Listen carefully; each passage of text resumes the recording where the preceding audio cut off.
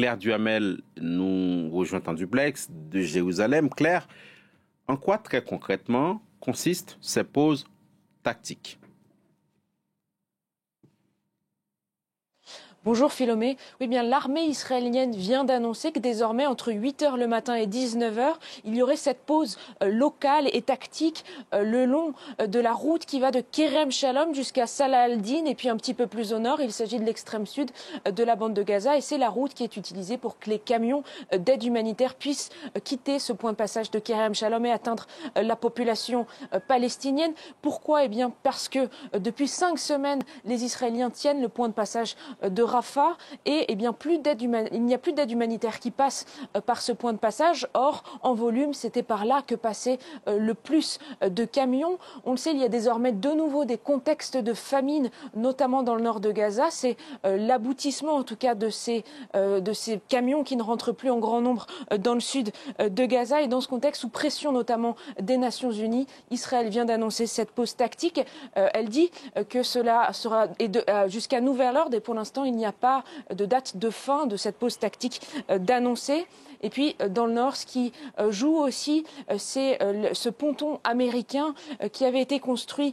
Cela avait mis plusieurs mois pour que les Américains puissent faire parvenir de l'aide humanitaire par la mer aux habitants du nord de Gaza.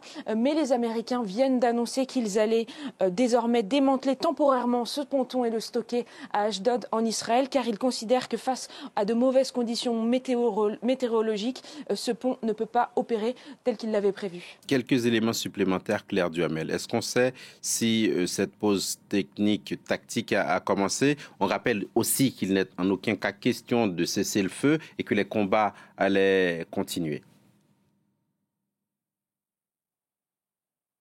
Oui, les combats continuent. L'annonce de l'armée israélienne dit que cette pause débutera au plus vite. Est-ce que ça sera aujourd'hui? Est-ce que ça sera demain? Pour l'instant, difficile de le dire. Mais et bien sûr, le terrain, les Palestiniens nous disent qu'ils sont de plus en plus désespérés, que cette annonce d'un plan pour un cessez-le-feu par Biden en mai dernier apparaît désormais comme une vaste chimère inatteignable face à ce grand désaccord entre Israël et le Hamas sur la durabilité d'un cessez-le-feu. Il ne faut pas confondre cette pause tactique avec un arrêt des combats. Ce n'est pas le cas. Hier encore, 8 soldats israéliens ont été tués dans l'explosion d'une Jeep. C'est ce qu'a dit l'armée israélienne, sans préciser la provenance de ces explosifs. Cela illustre bien une réalité de guérilla urbaine dans le sud de Gaza, puisque les combattants du Hamas utilisent donc désormais des mines et des explosifs dissimulés. 307 soldats ont été tués depuis le début de la contre-offensive israélienne à Gaza, tandis que environ 37 000 Palestiniens ont été tués selon le ministère de la Santé.